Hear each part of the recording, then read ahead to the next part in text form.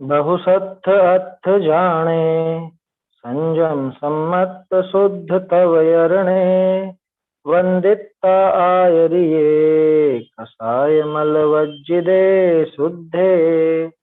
शैल जन बोहणत्थम जिणमग्गे जिणवरे हि जह भणियम। वोच्छामि समासेन छक्काय सुहंकरम सुणः। देव जिनेश्वर सर्वगुरु वंदो मन वचकाय। जा प्रसाद भवि बोध ले पाले जीवन निकाय।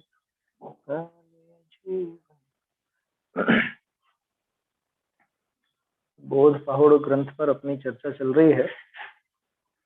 इसमें अपन ने कल बात की थी कि ज्ञान कैसा होता है। माने ज्ञान का निरूपण आचार्य देव ने यहाँ पे बोध पहाड़ ग्रंथ में जो किया है, उसमें ज्ञान से ही सारी सिद्धियां बताई है।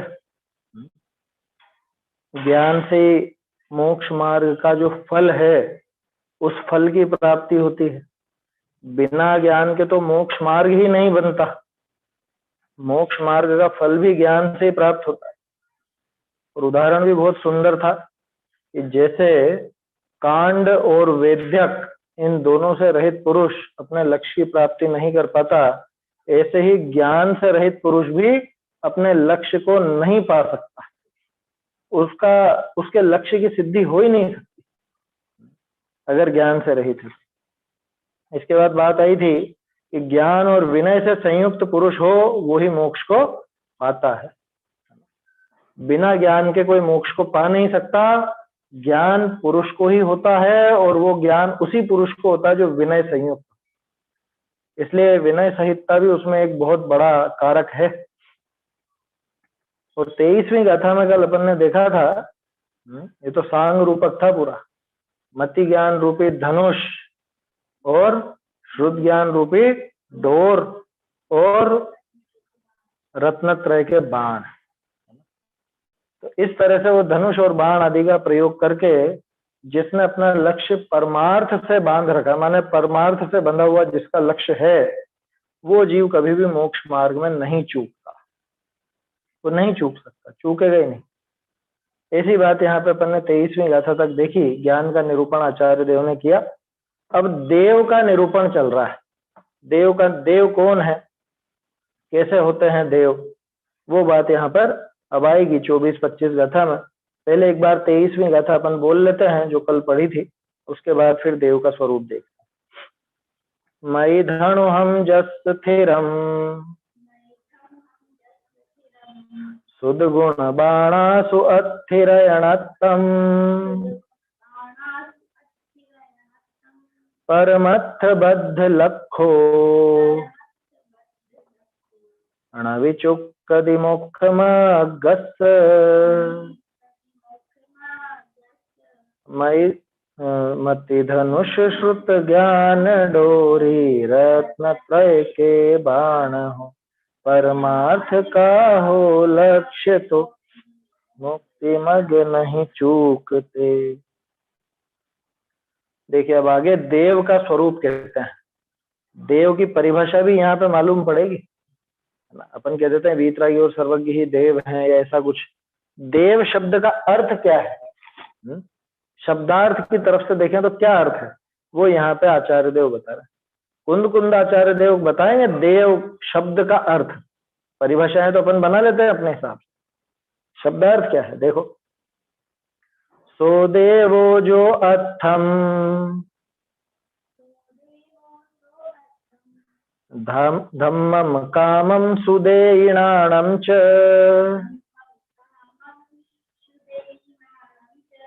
सो देयिजस् अत्थिहो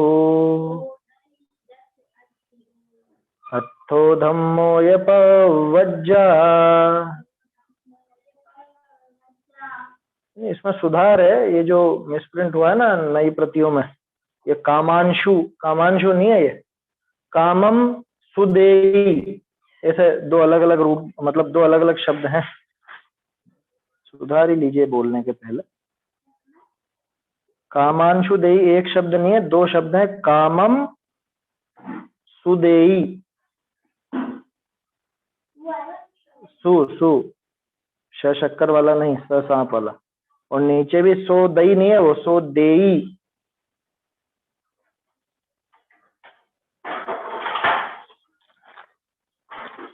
देखो क्या कहा फिर से, हाँ।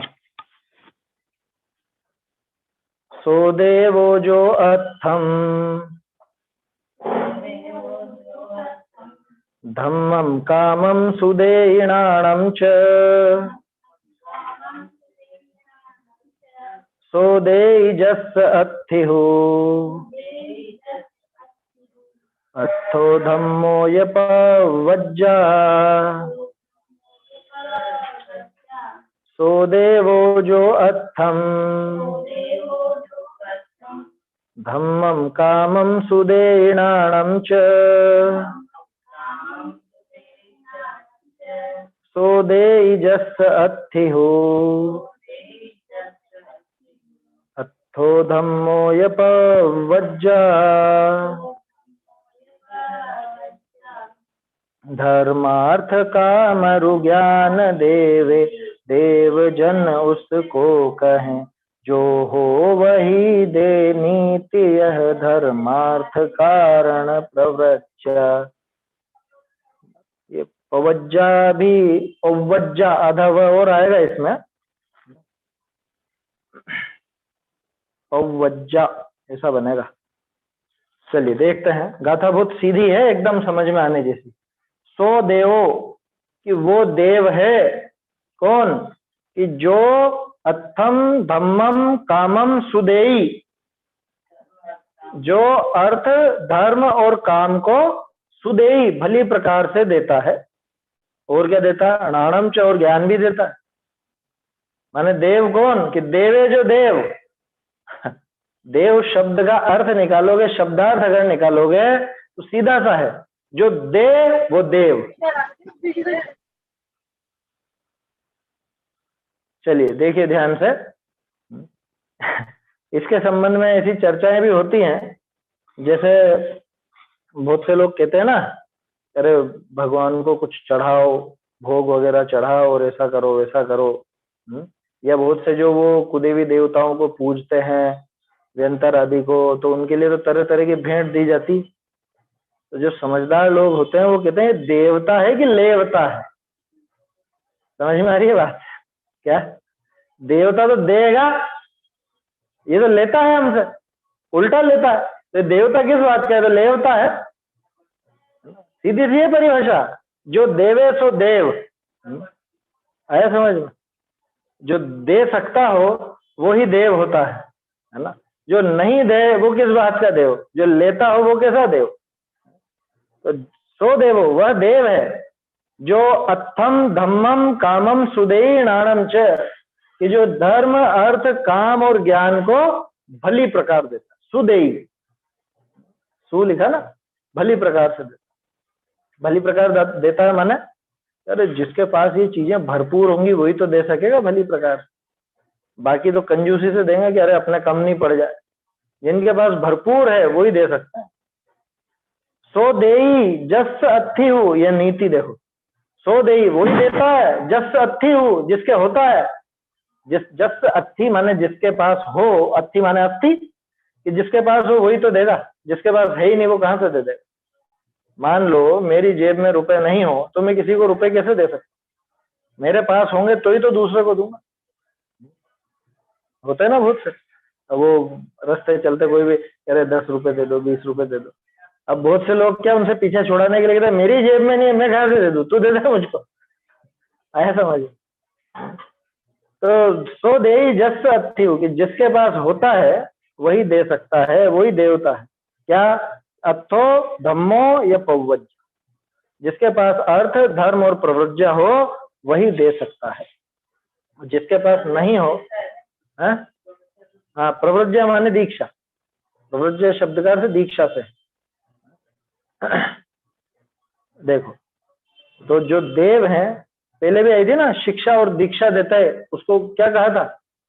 जिन बिंब कहा था, आचार्यों को, है जो शिक्षा और दीक्षा दे, बिंब कहा था, मुद्रा कहा था, क्या कहा था? जिन बिंबी कहा था। तो ऐसे देव होते हैं, ये है देव का स्वरूप। आया समझ? तो सीधा सा है, आप तो इतना याद रखो, जो दे वो देव, जो देता हो, जो दे सकता हो, जिसके पास है ना, और वो देता हो। लेकिन चक्कर पड़ जाएगा ऐसे तो, हमारे भगवान तो विहितरा की सर्वज्ञ, वो कुछ देते ही नहीं है। हमने तो पूजा में बोला है, तुम भक्तों को कुछ नहीं देत, अपने समान बस बना लेत। ऐसा समझ? तो फिर एक तरफ तो यहाँ कहा जा रहा है कि जो देता है वो देव, दूसरी तरफ कह रहे हैं कि भगवान तो कुछ दे ही नहीं सकते, तो भगवान देव नहीं है क्या? समझ में आ रही है बात? अरे कल परसों भी बात की थी ना, मोक्ष प्रकाशक का 7वां पेज, अरहंत आदि से प्रयोजन की सिद्धि। वो प्रयोजन की सिद्धि अगर ध्यान में हो तो अपने आप समझ में आ जाएगा भगवान कैसे देते। बात चंद जी ने भी समझाया ना कि कैसे भगवान सुख के कर्ता और दुख के हरता हैं, कैसे वो हमको सुखी कर देते हैं, कैसे हमको वो जगत की वस्तुएं दे देते हैं जबकि उनके पास है ही नहीं। अरे जो उनके बताए हुए मार्ग पर चलता है, उस मार्ग पर चलने के साथ साथ उसको विशेष पुण्य भी बंधता है, और जिसके वो पुण्य बंधता है उस जीव को तो ये सारी वस्तुएं सहज रूप में मिल जाती, उसके कमी नहीं आती।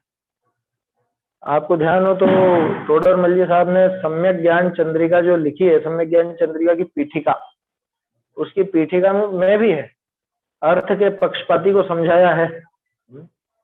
हे लोभी मतलब सीधे ऐसे ही फटकार लगे, अगर धन होना है तो स्वाध्याय आदि करने से कैसे नहीं होगा, और अगर नहीं होना है तो स्वाध्याय आदि नहीं करने से कैसे हो जाएगा। लिखा ना वहां। तो जिनेंद्र देव किस तरह से देते हैं, धर्म अर्थ काम और ये प्रवृज्या, ये सब कैसे देते हैं कि वास्तव में वो देना इस तरह का नहीं है। भागचंद जी ने देने के प्रकार बताए थे ना, 3 प्रकार से देना। अनंत भगवान कैसे सुख देते हैं, कैसे दुख हरता होते हैं, कैसे बताए थे? एक तो खुद ही वो दे देंगे कि जा ले जा, ये ले जा, सोना चांदी चाहिए, ये एक तो देना इस तरह का। तो ऐसा देते हैं क्या भगवान के? ऐसे तो नहीं देते। व्यक्तिगत रूप से किसी को सलाह दे देते हैं कि तू ऐसा काम कर लेना, और फिर वो काम कर ले तो हो जावे, कि नहीं, ऐसा भी नहीं होता। इस सामान्य रूप से सभी भव्य जीवों के लिए उनका उपदेश होता है, भव्य जीव उसको मानते हैं, उस मार्ग पर आगे बढ़ते हैं, उनके दुखों का नाश होता है और सुख की प्राप्ति होती है। इसलिए भगवान को दुख का हरता और सुख का करता कहा जाता है। यही पद्धति है ना। मोक्ष प्रकाशक में अरहंत आदि की प्रयोजन की सिद्धि में बात आई ना, लौकिक प्रयोजन की भी सिद्धि होती है और अलौकिक प्रयोजन की भी सिद्धि होती है। अरहंत आदि अभी यही तो बात की थी अपन ने शुरू में, पेज नंबर 7 पर यही चीज है ना, ये बात शुरू में यही कही थी। मोक्ष प्रकाशक का अरहंत आदि से प्रयोजन सिद्धि, सांसारिक प्रयोजन की भी सिद्धि उसमें बताई। ये सिद्धि अपने आप होती है, इनका उद्देश्य करके अगर करना चाहे तो उल्टा पाप को बांधेगा। क्या समझ में आ रही बात? जो अरहंत देव को पूजेगा तो उसको सहज रूप से ये सारी वस्तुएं तो मिलेंगी ही मिलेंगी, लेकिन अगर कोई इनके लिए उनको पूजे, उनके मार्ग पर चले, इनके लिए धर्म अर्थ काम के लिए, तो उल्टा पाप का बंध होता है। ये तो फ्री में आती है, फ्री में आया समझ में, इनको अलग से लेने नहीं जाना पड़ता, ऐसा है। तो देव कौन की जो देते हैं, अब देने की विधि अलग तरह की है थोड़ी। साक्षात देना तो किसी का भी नहीं होता, वो व्यंतर वगैरह भी कोई साक्षात नहीं दे देते किसी को कुछ, कहां से दे दे, हो तो देवे ना। तो देना इसी तरह से होता है, वो मार्ग बताते हैं सामान्य रूप से, और अपन वो ग्रहण करें तो वो देना हो जाता है, इसलिए वो देव है। सरल है गाथा। सो देवो जो अर्थम धम्मम कामम सुदेई नानम च, ज्ञान तो भरपूर है, केवल ज्ञान है तो वो दे सकते हैं। धर्म अर्थ और काम ये सांसारिक प्रयोजन हो गए। सांसारिक प्रयोजनों की सिद्धि भी अरहंत देव के बताए हुए मार्ग पर चलने से स्वयमेव होती है, जो चाहेगा वो मिलेगा।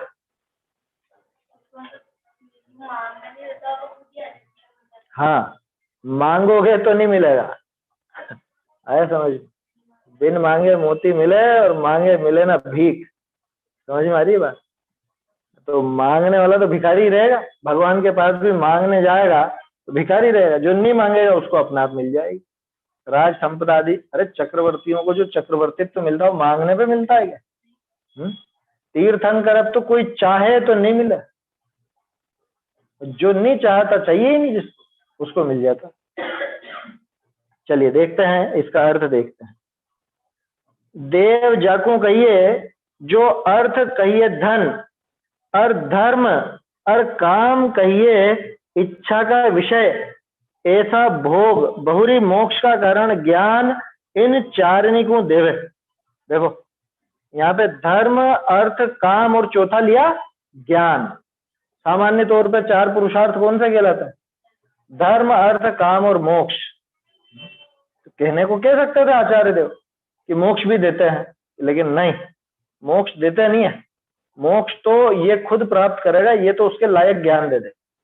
मोक्ष जिस ज्ञान से होगा, जो पिछली गाथाओं में देखा ना अपन ने, वो ज्ञान से ही सारी सिद्धि होती है, ज्ञान से ही सारा फल मिलता है। तो वो तो उस ज्ञान को दे देंगे जिस ज्ञान के ताकत से ये मोक्ष को पालेगा।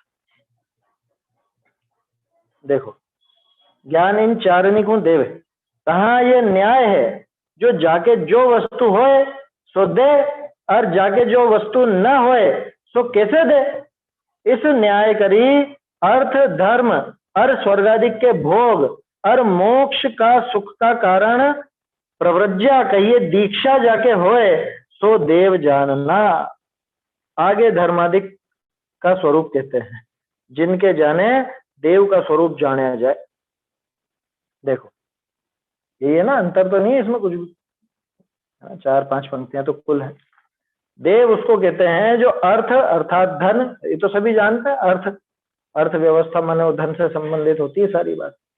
अर्थशास्त्र रुपए पैसे का शास्त्र है। धर्म, या धर्म का अर्थ वो शुभ भाव पुण्य, उससे लेना, आया समझ में? काम अर्थात इच्छा का विषय ऐसा भोग, काम में सारी बातें आ गई। काम में पांचों इंद्रिय के विषय भोग, खाना पीना घूमना फिरना है, पांचों इंद्रियों के जो विषय भोग हैं वो सब काम और भोग में इसमें शामिल हो जाते हैं। और मोक्ष का कारण ज्ञान इन चारों को दे।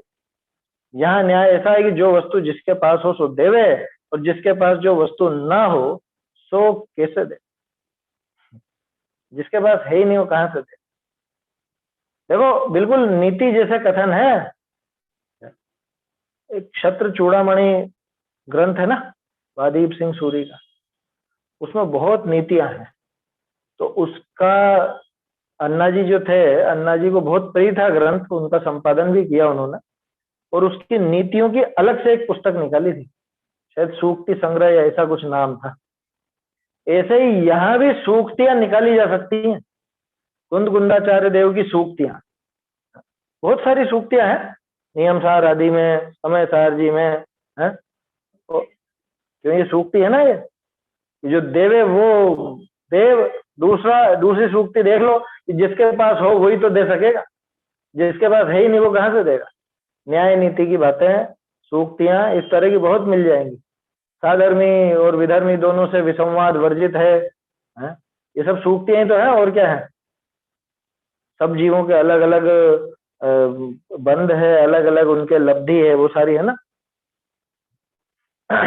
देखो तो इस न्याय से अर्थ, धर्म, स्वर्गादिक के भोग और मोक्ष सुख का कारण प्रव्रज्या अर्थात दीक्षा। देखो मोक्ष सुख का कारण बताया दीक्षा। यहाँ तो ऊपर तो ज्ञान कह रहे थे कि ज्ञान और प्रव्रज्या ये दोनों साथ चले, क्योंकि ज्ञान भी होगा और उस ज्ञान के साथ साथ वो आगे प्रव्रज्या भी होगी, तो ही जाके मोक्ष सधेगा। ये तो पहले भी अपन ने कई बार बात की और आगे भी आएगी। बिना उस प्रव्रज्या के, बिना जिन दीक्षा के, मुनि दीक्षा के कभी भी मोक्ष की प्राप्ति नहीं होती। इसलिए वो प्रव्रज्या तो आएगी ही आएगी,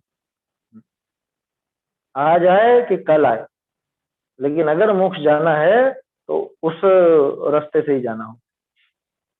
इस न्याय से अर्थ, धर्म, स्वर्गादिक के भोग और मोक्ष सुख का कारण प्रव्रज्या अर्थात दीक्षा जिसके हो, उसको देव जानना। जिसके पास ये चारों ओर जो देता हो, अच्छा होने से भी मतलब नहीं है, जो ये देता हो, अनंत भगवान ने तो दे दिया।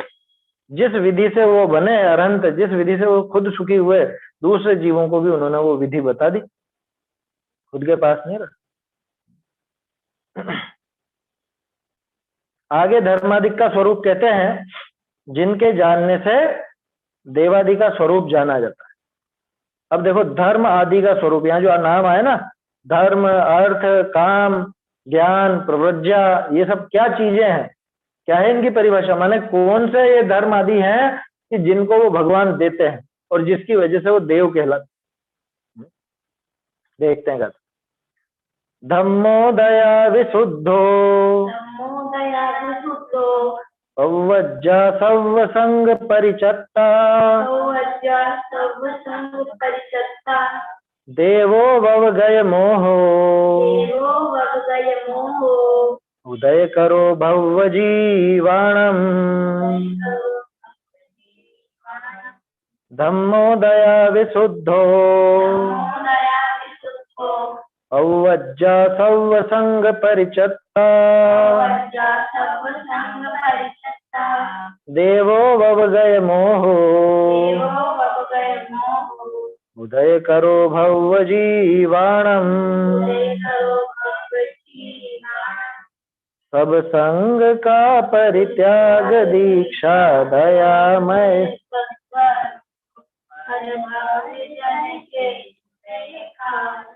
मोह विरहित देव हो। देखो परिभाषा, धम्मो दया विशुद्धो, धर्म तो दया से विशुद्ध होता है, अथवा विशुद्ध दया रूप वो धर्म होता है। अब इसके दो तीन तरह से अर्थ अपन देख सकते हैं। दया विशुद्धो, विशुद्ध दया। विशुद्ध दया कौन सी? विशुद्ध दया किसको कहें?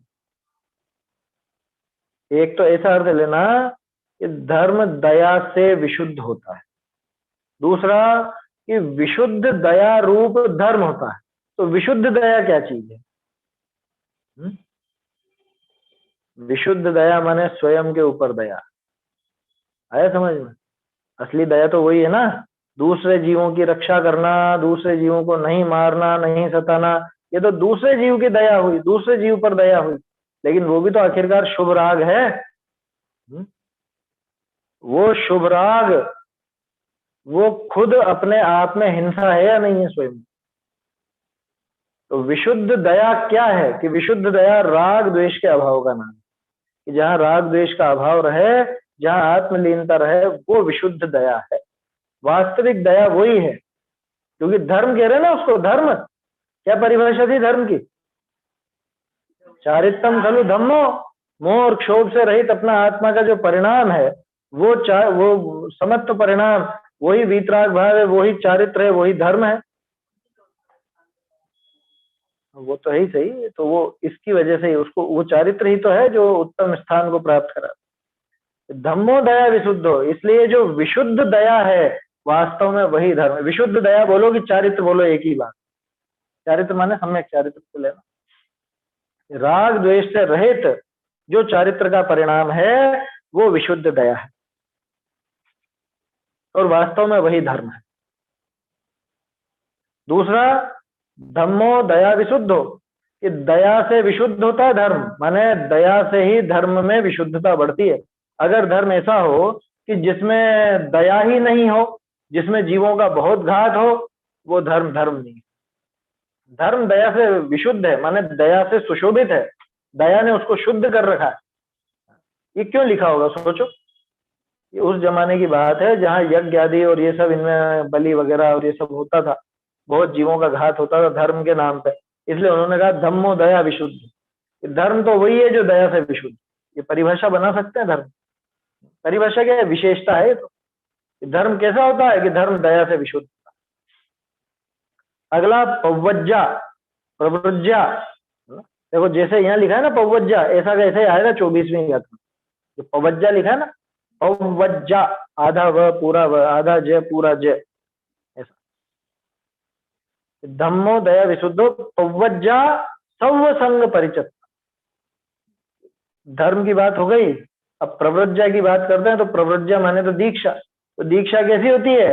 ये सर्व संग परिचत्ता, ये सर्व संग से यानी सारे ही परिग्रह से परित्यक्त, परित्यक्त पने का भाव, सारे ही संग से। हाँ, न अंतरंग परिग्रह न बहिरंग परिग्रह, किसी भी प्रकार का परिग्रह जहां नहीं हो, सारे ही परिग्रहों का जहां त्याग हो गया हो, उसका नाम है दीक्षा। बाकी दुनिया भर में जितनी भी दीक्षाएं होती हैं वो सब व्यर्थ हैं, बेकार की है दीक्षाएं। होता है ना दीक्षांत समारोह, दीक्षा हो गई इनकी पूरी, या अब ये दीक्षित हो गए हैं तो दीक्षांत समारोह करा जाता है। तो ग्रेजुएशन जब होती है तब बैचलर हो गया, मास्टर डिग्री कर ली, तो वो दीक्षांत कहा जाता है कि इनकी शिक्षा दीक्षा पूरी हो गई। वो भी दीक्षित होना कहते हैं, उसको भी दीक्षा कहा जाता है। और अन्य मतों में तो तरह तरह की दीक्षाएं हैं, इन्होंने ये वाली दीक्षा धारण कर रखी है, इन्होंने ये दीक्षा धारण कर। यहाँ कह रहे हैं कि दीक्षा नाम उसी का कि जिसमें सारे संग का परित्याग, कि बस अकेले परिग्रह की बात क्यों की? यूं क्यों नहीं कहा कि सारी हिंसा का त्याग हो, सारे झूठ का, सारी चोरी का, या यूं कहते थे ना ये महाव्रत रूप हो, समिति रूप हो, 28 मूल गुण रूप हो, ऐसा क्यों कहा? भाई जहां पे सारे संग का परित्याग हुआ वहां पे तो सारे, आगे समझना, सारे पाप छूट गए, सारी समितियां आ गई। कि कैसे? सारे संग में कौन कौन शामिल है? पूरे बाहरी परिग्रह थोड़ी ना, अंतरंग परिग्रह भी तो है ना। तो अंतरंग परिग्रह का जहां त्याग हुआ, तीन कषाय चौकड़ी का जहां अभाव हुआ, तो वहां तो अपने आप वो दीक्षा होनी होनी। तो सारे संग का जहां सारे परिग्रह का जहां त्याग होता है उसका नाम है दीक्षा, वो है असली दीक्षा। बाकी दुनिया में कितनी तरह की दीक्षा हो वो कोई मतलब नहीं। ठीक है साहब। तीसरा देव, देव कैसे होते हैं? कि देवो भव गए मोहो, देव तो व्यपगत मोह होते हैं। व्यपगत मोह मतलब कि जिनका मोह नष्ट हो गया है, मोह अपगत हो गया है, व्यपगत हो गया है, समाप्त हो गया है। और कैसे होते हैं? कि भव्य जीवाणम उदय करो, भव्य जीवों का उदय करने वाले हो। ये तो पक्षपात है, भव्य जीवों का तो उदय कर रहे हैं और अभव्यों का क्या होगा? अरे अभव्य उनका आश्रय नहीं लेते ना, चक्कर ये है। तो देखो दूसरे देवों जैसे ही तो हो गया, खुद के पास जो जो आते हैं उनके ही तो तारते हैं। नहीं, इनके पास तो अभव्य भी जाते, इनको भव्य अभव्य से कोई झगड़ा नहीं है, कि भव्य से कोई पक्ष हो और अभव्य से कोई झगड़ा हो, ऐसा नहीं है। अरे चक्कर ये है कि भव्य जीव ही उनकी बात को जीवन में उतारते हैं। उन्होंने कोई इनके कान में जाके तो नहीं कही और उनसे अलग कह दी हो या इनसे अलग कह दी हो, ऐसा तो नहीं किया। भव्यों को अलग उपदेश दिया और अभव्यों को अलग उपदेश दिया, ऐसा किया क्या? तो भव्य जीवों के उदय कर हैं ये, उदय कर मतलब उदय करने वाले हैं। अभव्य जीव वो इनका आश्रय लेते ही नहीं है, अपने जीवन में इनकी बात ही नहीं उतारते हैं, तो उनका अपने आप ही वो उदय नहीं हो पाता। सामान्य रूप से शुभ भाव के अनुसार पुण्य बंद होकर के रह जाता है, इतना मात्र होता है। ऐसा है। तो तीनों की परिभाषा आई। धर्म कैसा? कि धर्म तो दया विशुद्ध, दया से विशुद्ध। प्रव्रज्या कि सर्व संग का परित्याग, सर्व संग का परित्याग जहां हो वो प्रव्रज्या माने दीक्षा। और देव ऐसे जो भव्य जीवों का उदय करने वाले हैं, लेकिन उनके भी मोह रहित हैं, उनके प्रति भी कोई मोह का भाव नहीं है। ये मेरे शिष्य, ये मेरे भक्त हैं, इनको जल्दी से जल्दी मोक्ष प्राप्त हो, ये सुखी हो, ऐसा कोई मोह, ऐसे व्यक्तिगत मोह। सीधी गाथा देखिए, इसका अर्थ और भावार्थ पढ़ता हूं ढूंढा जी से।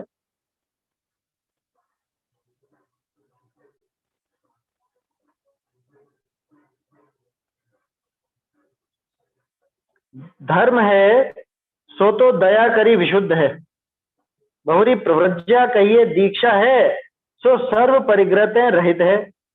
बहुरी देव है सो नष्ट भया है मोह जाका, ऐसा है सो ऐसा देव भव्य जीवनी के उदय का करने वाला है।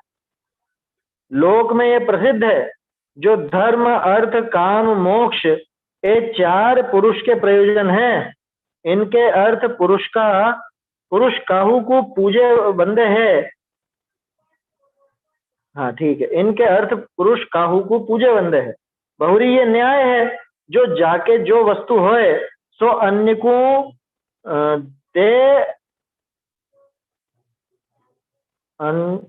अच्छा अनछनी कहाँ पे लाए।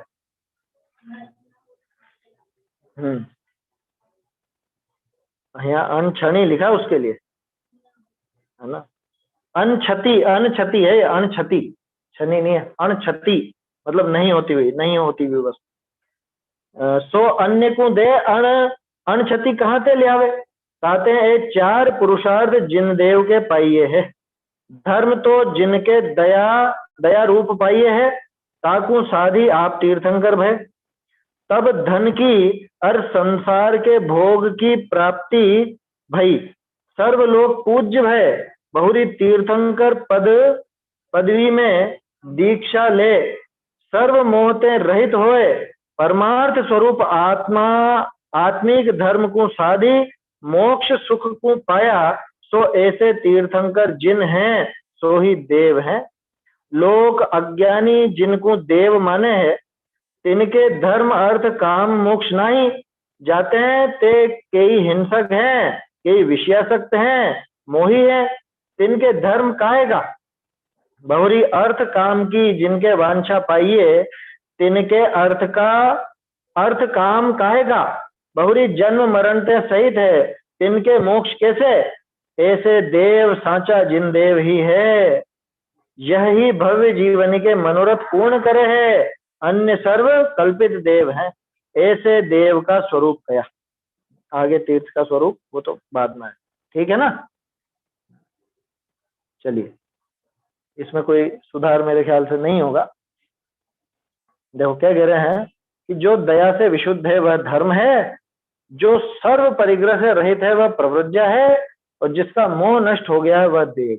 लो, मोह नष्ट हो गया वो देव कि हाँ, कि मोह तो यही चौथे गुण स्थान में नष्ट हो जाए कि नहीं, यहाँ पे सभी तरह का मोह है। संजुलन कषाय भी तो मोह में शामिल है ना, चारित्र मोह में है ना।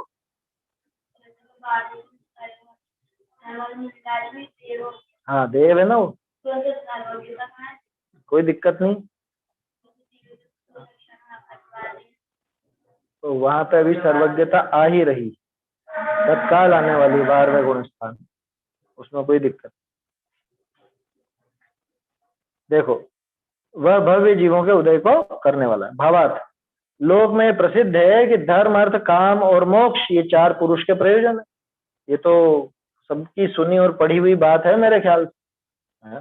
जिन्होंने संस्कृत साहित्य नहीं पढ़ा वो भी जानता है कि चार प्रकार के पुरुषार्थ होते हैं, धर्म अर्थ काम मोक्ष। उनके लिए पुरुष किसी को वंदना करता है, पूजा करता है। वास्तव में जीव जितनी भी जगह जितने भी देवों को या और अपनी मान्यता के अनुसार पूजते हैं, है ना, जिसके आगे पीछे घूमते हैं, जिससे मनोतियां करते हैं, जिससे मांगते हैं, इन्हीं के लिए तो धर्म अर्थ काम और मोक्ष, ये चार में से कुछ चाहिए उसको। ये चारों की प्राप्ति के लिए, मतलब इन चार में से किसी की भी प्राप्ति के लिए, किसी जीव की या किसी देव की या किसी की भी अपनी मान्यता के अनुसार ये जीव चेष्टा करता है। और ये न्याय है कि जिसके पास जो वस्तु हो वह दूसरे को देवे, ना हो तो कहां से ले। जिसके पास है ही नहीं वो कहां से लाएगा। ये पिछली गाथा में भी आ गई थी बात, जो देता है वो देव है और देने वाले के पास तो वो होनी चाहिए। इसलिए ये चार पुरुषार्थ जिन देव के पाए जाते हैं। अब बहुत आश्चर्य की बात है, ये चार पुरुषार्थ उनके कैसे पाए जाते हैं। भाई मोक्ष रूप पुरुषार्थ तो समझ में आता है, कदाचित आप धर्म रूप भी कह लो, लेकिन अर्थ और काम कैसे पाया जाता है वो देखो यहाँ बहुत सुंदर बताया है कि धर्म तो उनके दया रूप पाया जाता है ना, अहिंसामयी धर्म वो बताते ही हैं। शुभ भाव रूप देखो तो भी उनके पास है, क्योंकि उन्होंने उपदेश दिया जीवों को बचाने का, जीवों की हिंसा नहीं करने का, ये उपदेश दिया। तो दया रूप धर्म का तो पालन उन्होंने खुद ने भी किया और दूसरों को भी बताया।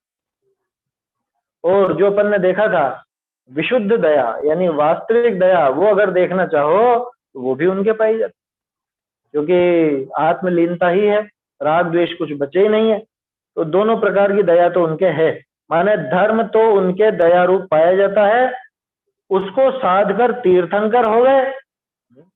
जब उसकी सिद्धि कर ली उन्होंने तो तीर्थंकर पद को प्राप्त कर लिया, तब धन की और संसार के भोगों की प्राप्ति हो गई। ये पंक्ति पहली बार में पढ़ने में बहुत अटपटी लगेगी। उनको धन की प्राप्ति कहां से हो गई? अरे उनके पास अंतरंग और बहिरंग दोनों प्रकार की लक्ष्मी है या नहीं है? अंतरंग तो चलो केवल ज्ञान रूप लक्ष्मी, उसको तो मत गिनो धन में, लेकिन जो बहिरंग लक्ष्मी है समोसरण आदि, वो तो जगत का सबसे बड़ा वैभव है ना। उसके आगे तो चक्रवर्ती आदि इनके सबके वैभव फीके पड़ जाते हैं। तो धन की प्राप्ति भी उनको हुई है। आया समझ में? क्या कहा? धर्म तो उनके दया रूप पाया जाता, उसको साध कर तीर्थंकर हो गए, और जब तीर्थंकर हुए तब धन की और संसार के भोगों की प्राप्ति हुई। कि भोग कैसे? कह रहे अनंत सुख का भोग कर तो रहे वो, और उपभोग देखो अगर उनका, तो वो उपभोग ही तो है। समोसरण की रचना जो है वो पूरा उपभोग। तो जगत का सर्वश्रेष्ठ भोग और उपभोग उनके पास। लोग पूज्य हो गए और तीर्थंकर के परम पद में दीक्षा लेकर सब मोह से रहित होकर परमार्थ स्वरूप आत्मिक धर्म को साध कर मोक्ष सुख को प्राप्त कर लिया। तीर्थंकर के परम पद में दीक्षा ली उन्होंने, ये दीक्षा उनके पास, और उनको देख करके दूसरे जीव दीक्षित हो जाते। ये बात सुनने में अटपटी लगेगी, कदाचित पहली बार ही सुनी कि उन्होंने तीर्थंकरत्व की दीक्षा ले ली। क्या कि तीर्थंकर बनने की भी कोई दीक्षा होती है क्या? ये अलग से ली और दी नहीं जाती, ये स्वयं प्रकट होती। इस तीर्थंकर पद में दीक्षित हो गए माने उस पद में स्थित हो गए, ऐसा समझना। तीर्थंकर के परम पद में दीक्षा लेकर सब मोह से रहित होकर परमार्थ स्वरूप आत्मिक धर्म को साध कर, क्या कहा? सारे मोह से रहित होकर, सभी प्रकार का मोह उनके छूट गया। दर्शन मोह का तो पहले ही नाश हो गया था, चारित्र मोह का भी पूरी तरह से नाश हो गया। तो वहां पे अब वो सारे मोह से रहित होकर परमार्थ स्वरूप आत्मिक धर्म, जगत में परमार्थ अगर कुछ है तो वो एक आत्मिक धर्म। इसके अलावा परमार्थ नाम की कोई चीज नहीं है जगत। बहुत से लोग वो लिखवा लेते हैं ना, परमार्थ फाउंडेशन या पारमार्थिक ट्रस्ट, ऐसे नाम भी तो होते हैं। अपने भी बहुत से ट्रस्टों में पारमार्थिक लगा हुआ। तो क्या है परमार्थ? ये परमार्थ तो वास्तव में आत्मिक धर्म, अपने आत्म स्वरूप को समझना, उसमें लीन होना और उस सुख का उपभोग करना, ये परमार्थ। बाकी सब बेकार का काम है जगत में, बाकी सारा काम बेकार का, व्यर्थ का। परमार्थ स्वरूप आत्मिक धर्म को साधा उन्होंने, उसे साधकर मोक्ष सुख को प्राप्त कर लिया। ऐसे तीर्थंकर जिन हैं वे ही देव है। वही तीर्थंकर भगवान ही वास्तव में देव है। अब किसी को प्रश्न उठ सकता है कि तीर्थंकरों को ही देव कह रहे हैं, तो बाकी जो तीर्थंकर नहीं है वो देव नहीं है क्या? कि भाई देवों में बताने के लिए सबसे जो ऊंचा पद अपने को दिखता है, या समझ लो सबसे ज्यादा प्रभावशाली जो देव दिखते हैं, तो उनका नाम लिया है। इसका ऐसा आशय मत निकालना कि तीर्थंकर को छोड़ के बाकी के कोई देव ही नहीं। देखो, अज्ञानी लोग जिनको देव मानते हैं उनके धर्म अर्थ काम मोक्ष नहीं है। उन लोगों के तो धर्म अर्थ काम और मोक्ष की कोई बात ही नहीं, क्योंकि कई हिंसक हैं, कई विषयासक्त हैं, मोही हैं। उनके धर्म कैसा? हिंसक जीव के धर्म कैसे होगा? विषयासक्त जीव के, मोही जीव के धर्म कैसे होगा? कि कौन है हिंसक? अरे दिख तो रहे इनके हाथ में हथियार है, किसी के हाथ में तलवार है, किसी के जीवान निकली है, किसी के क्या है, किसी के क्या है, पता नहीं, तरह तरह की। तो जो इतना हिंसक हो वो जीव धर्म कैसे सकता? दया कहाँ रही? अरे नहीं, वो तो दुष्टों का संहार करते हैं और ऐसा वैसा। अरे तो दुष्टों की भी तो हिंसा ही की ना। उचित तो ये होता है कि वो दुष्ट भी सज्जन बनते, वो दुष्ट भी सुधरते, वो भी सुखी, ये भी सुखी, सब सुखी रहता है। कायदे की बात तो ये थी, लेकिन ये तो मरने मारने पर उतारू। इनके पास जो हथियार हैं उनसे कोई अहिंसा रूप धर्म तो सबने वाला नहीं, उनसे तो हिंसा ही होगी। कई विषयासक्त हैं, बहुत से विषय से आसक्त इतने ज्यादा कि वो आया था ना वहां पे तो कि एको रागी राजते शिव हरो, है ना, देहार्धधारी तनो, इस तरह का छंद है कि रागियों में तो एक शिव ही शोभा देता है। क्यों? क्यों? कि उसको इतना राग, इतना प्रेम, इतना मोह अपनी पत्नी से कि उसको अर्धांगिनी बना। ऐसा रूप भी आता है ना उनके यहाँ, अर्धनारीश्वर। और वीतरागियों में एक जिनेन्द्र देव ही पूज्य है, ऐसा अन्य मत में है छंद, उन्होंने दिया है टोडरमल जी ने, है?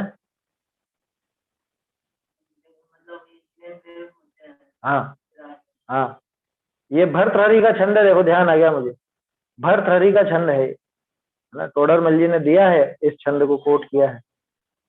नीति शतक, श्रृंगार शतक, वैराग्य शतक जिसने लिखा वो भर्त।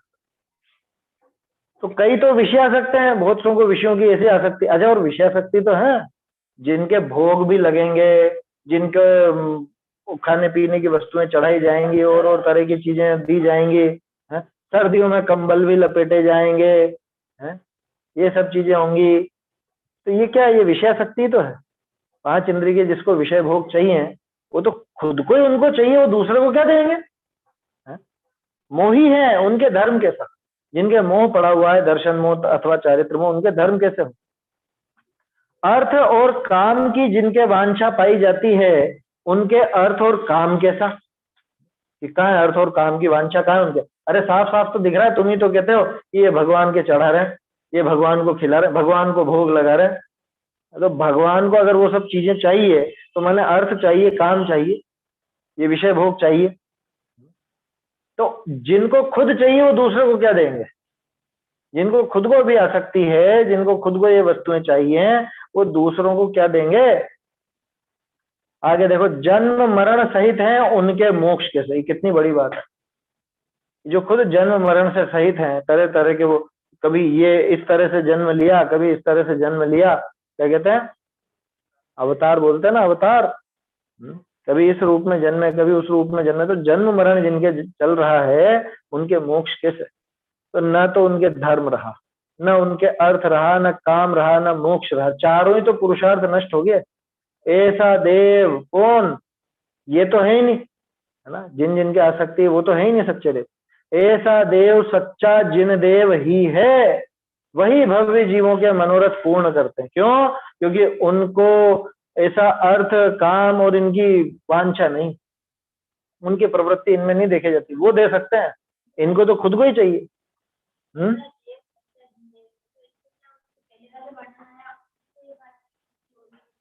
कि जो देव की विशेषताएं बताई गाथा में, कि जिसके धर्म है, जिसके अर्थ है, जिसके काम है, जो दूसरों को देता है, 24वीं गाथा में जो कहा था और इस 25वीं गाथा के भी ऊपर जो कहा गया, ऐसा देव कौन है? ऐसा देव सच्चा, तो ये सच्चा चाहे तो पहले लिख सकते हैं, ऐसा सच्चा देव जिन देव ही है, वही भव्य जीवों के मनोरथ पूर्ण कर। क्यों? क्योंकि ये तृप्त है, इनको नहीं चाहिए कुछ भी। इनको कुछ चाहिए हो तो ये दूसरे जीवों को कैसे दें? अन्य सब कल्पित देव है, बाकी सारे के सारे कल्पित देव हैं। उनको कल्पना करके देव माना गया है, वो वास्तव में देव पन्ना उनमें है। ये देव के स्वरूप का वर्णन यहाँ पर। अब आगे तीर्थ का स्वरूप आएगा अगली गाथाओं में, 2 गाथाओं में, उसको अपन फिर आगे कल देखें। गाथाएं बोल लेते हैं एक बार दोनों। सो देवो जो अर्थम धम्मम कामम सुदेयिणाणं च, सो देयिजस्त अत्थिहु अत्थो धम्मो यपवज्जा, धर्मार्थ कामरु ज्ञान देवे देव जन उसको कहे, जो हो वही दे नीति धर्मार्थ कारण प्रव्रज्य, धम्मो दया विशुद्धो सौवज्जा सौवसंग परिचत्ता, देवो ववगय मोहो दय करो भव जीवाणम, सब संग का परित्याग दीक्षा, दयामय सद्धर्म हो, हर भव्य जन के उदय कारक, मोह विरहित देव, चैतन्य का स्मरण प्रतिक्षण ही करो रे, भव के अनंत दुख को क्षण में हरो रे। अक्षय अनंत निज सौख्य निधान पाओ। गाओ अरे नित इसी के गीत गाओ।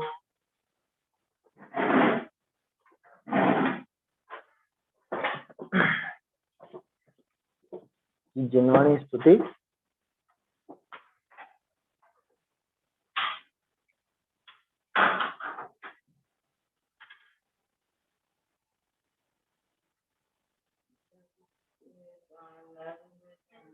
जब ते आनंद जननी दृष्टि परिमाई।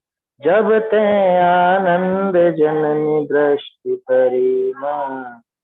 तब ते संशय विमोह भरमता विलाई। जब ते आनंद जननी दृष्टि परिमाई। मैं हूँ चित्त चिन्ह भिन्न परते पर जड़ स्वरूप। मैं हूँ चित्त चिन्ह भिन्न परते पर जड़ स्वरूप। दो उनकी एकता सुजानी दुखदाई। जब ते आनंद जननी दृष्टि परिमाई। रागादिक बंध हेत बंधन बहु विपत्ति देत। रागादिक बंध हेत बंधन बहु विपत्ति देत। संवर हित जानता सुहेतु ज्ञानताई। जब ते आनंद जननी दृष्टि परिमाई। सब सुखमय शिव है तसु कारण विधि जारने में। सब सुखमय शिव है तसु कारण विधि जारन। इमि तत्व की विचारन जिन वाणी सुधि कराई।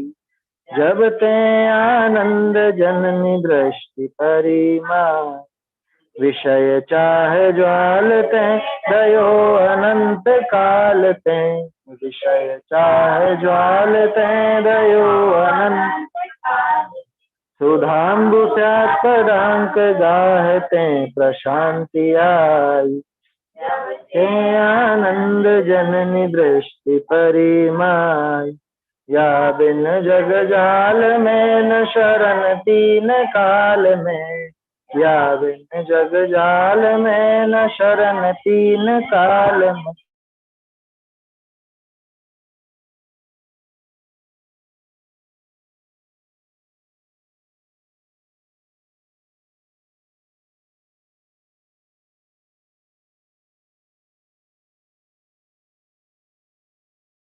जब ते आनंद जननी दृष्टि परि